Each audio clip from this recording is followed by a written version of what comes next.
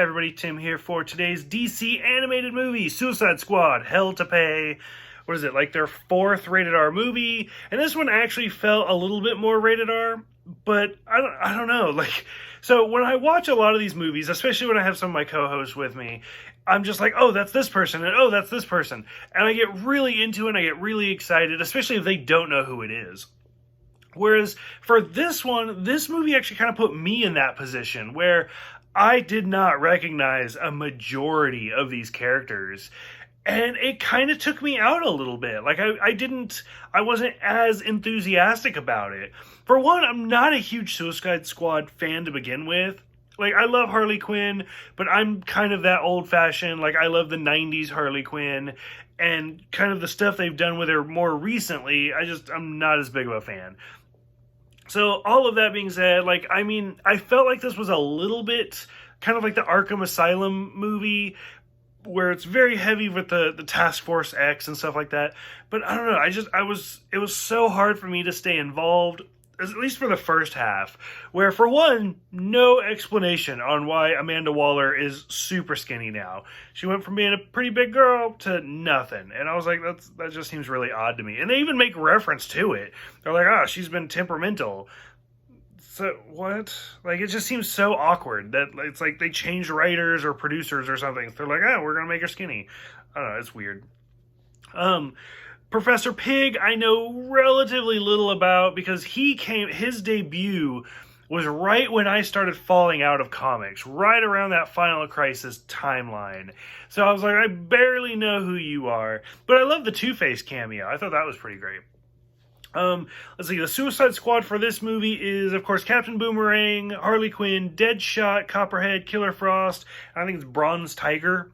I know most of the other ones. Bronze Tiger is the one I've never heard of. And realistically, I don't think I've heard of Copperhead, but he reminded me of the villains from, Batman Beyond. So, whatever.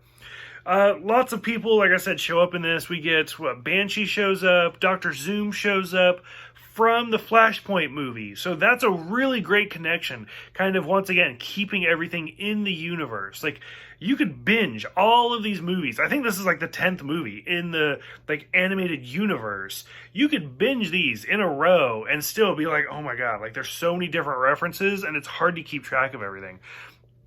So, let's see, Professor Zoom, Dr. Fate, who's a stripper, and let me tell you, there is so many shots of just this dude's bulge. It's super awkward. I'm married to a man, and it's still awkward for me. And I was like, that's just really awkward. We see Scandal Savage and Knockout. Now, I'm a huge fan of Vandal Savage. I think he's a great character. That being said, I never realized he had a daughter. Kind of like Ra's al Ghul. I love Ra's al Ghul. I love Talia al Ghul. But then every now and then I'll pick up a comic or watch something and there's a brother or a sister or somebody else. And I'm like, I didn't realize that there were so many siblings. So, I don't know. I don't know anything about Scandal Savage or Knockout. So I'm going to have to look into those characters. And you just, Knockout, boom, you full shot just her naked body. And I was like, damn. It's, okay. Was not ready for all the nudity. There's a lot of, blood and gore in this one. But even the gore and the nudity, still, I don't feel like it should be rated R. But, I'm so desensitized. Maybe they're on a stricter scale because it's a DC comic. But, I don't know. It was interesting. The Get Out of Hell free card was a whole main plot.